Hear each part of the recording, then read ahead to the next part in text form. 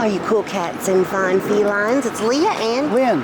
And today we are on Music Row in Nashville, and we're going to tell you a little story. So follow us, and Lynn, what are we going to do? Get into the groove.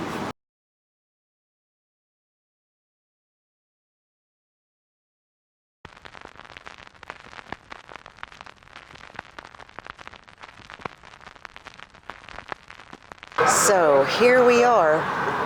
There's actually a tour talking about it right Well, now. there is. This is the infamous studio where Waylon Jennings was recording when the DEA busted in and tried to get him for cocaine distribution and possession. Well, yeah, they were really trying to get him for possession. It was in late 1977, right after Elvis passed away. So the DEA were doing a huge crackdown on drugs. They were trying to bring all the musicians down that were doing drugs because, you know, Elvis had just died, and you know, everybody knew that Waylon had a drug problem. Yeah, it was widely known. Yeah, he didn't try to hide it or anything. He carried a lot of guilt with him because Buddy Holly kind of discovered him and told him that he should come on tour with him, and he was like, I don't even play bass, because Buddy needed a bass player, and he said something like, if you can play a guitar, you can play a bass. It's just the same thing, you just got less and fewer strings. Tell us about this early gig, as we say. Well, I played bass for a while. Played bass for Buddy Holly. Yeah. I was like the Crickets, and Norman Petty had caused, you know, kind of a rift between the Crickets and Buddy Holly. Anyway, I played bass until they were to be back, you know. And he bought the bass here in New York, gave it to me, and said, "Now learn to play it." So, nonetheless, Waylon learned the songs, and he went on the winter tour. Yep, and he carried a lot of guilt because one night the Big Bopper was really, really sick, and so Buddy Holly chartered a plane for him, Richie Valens, and the Big Bopper, and Waylon really wanted a spot on that plane, so him and Buddy Holly had a coin toss, and so they did the coin toss, and Waylon lost, and Waylon said, well, I hope your plane crashes. He said, I hope your tour bus And freezes Buddy said, up. I hope your tour bus freezes up. And as you know, The plane did crash. so he carried a lot of guilt, and that just made his drug use really, really escalate. And the last thing I'd said to him, you know, like, I hope your old plane crashes. That was all over me, and kind of plumb spooky thinking I'd caused it, you know. But I was just a kid. I never been nowhere. I just got off the turnip truck, man. I can kind of relate to that because I had a friend, one of my best friends passed away. We had been best friends since I was 12 years old, and I was 22 when he passed away, and it was over some dumb stuff like that. So Lynn understands that. I completely understand. When the DEA busted in, Waylon was in there recording, and Richie Albright was running the board, and they had a warrant, but what the police didn't realize is they had a warrant for this building where Waylon had his office, but he was recording in this building. And so he luckily looked at the paper and said, this is not this address. Yeah, so he knew that. You can't come in here. We don't want you to mess up any of the equipment. He took full advantage of knowing that the DEA made a small mistake, and he delayed them. Yes. And stalled. He stalled them. So while they were figuring out all the paperwork, Waylon was like, well, we're not wasting precious studio time. We're gonna go ahead and try and do another couple takes of this.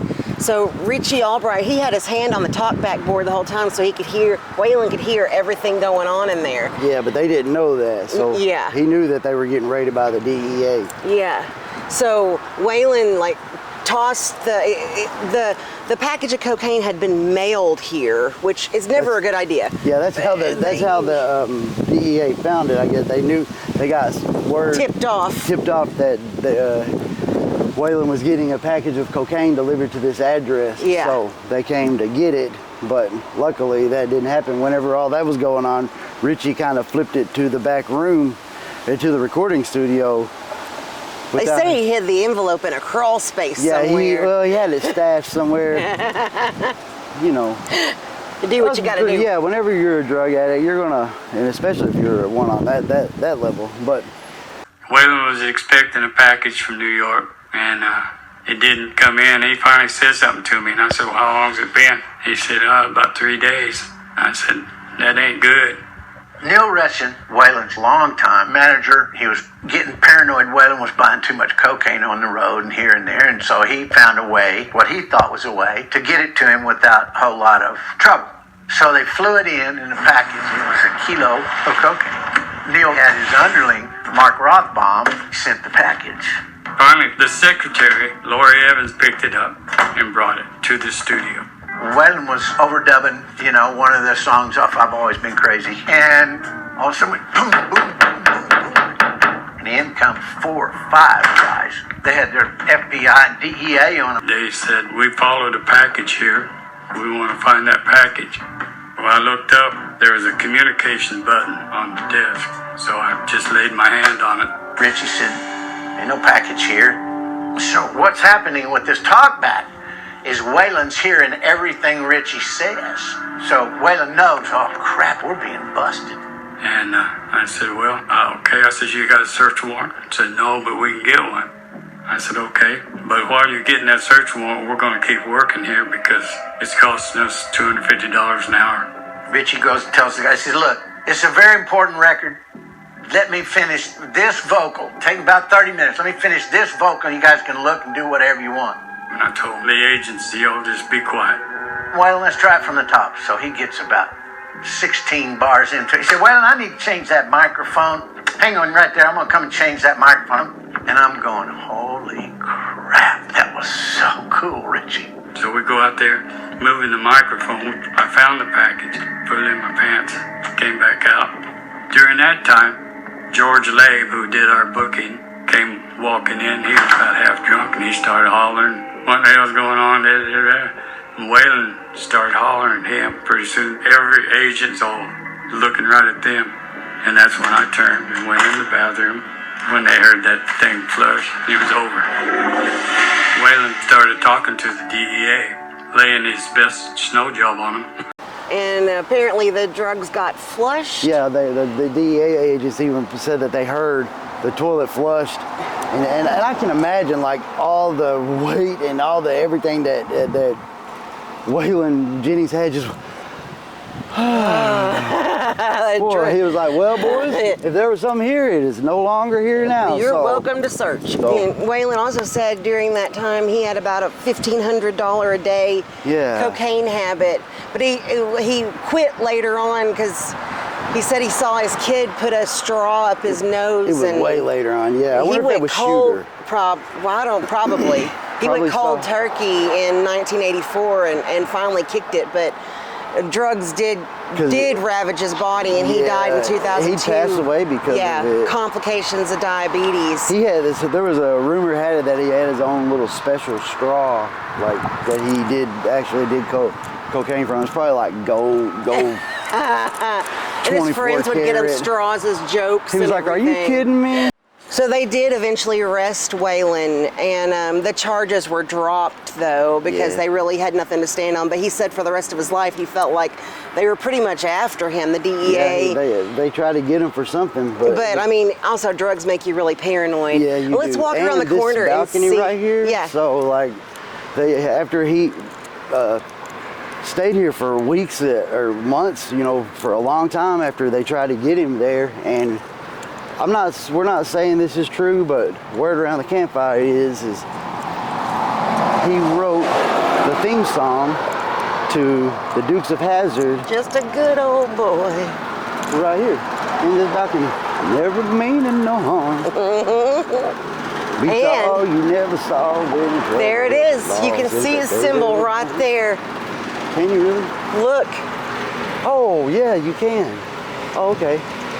I have wanted to I have goosebumps all over my body. I have wanted to stand here forever. Look at that. That is amazing. That was Waylon Jennings' office right there. Yep. So, over the past 3 days, me and Lynn have been on a little string of bucket lists that we've marked off, and there's another one There's right number there. 3. And y'all are here with us to witness it. We did it for you. We did it for us and you. We hope that we educated some people, you know, and showed people that already knew about it. This is where it actually went down. Yeah. And there's all sorts of stories all over Nashville. And stories about on this road right here. okay, so we hope you enjoyed our little story of Waylon Jennings. And so Wait till that thing goes by. and of constant sorrow. That thing's gonna give us a YouTube subscribe on YouTube. So Lynn, what do you think our viewers should do? If you like this video, hit the like button and don't forget to subscribe to Atomic Hive. It really helps us out. It's free to you. And if you hit that notification bell, you will be notified when we upload new videos. That's right, we do that every weekend. So until then, Stay groovy. yeah, Stay off of cocaine. and stay off the cocaine.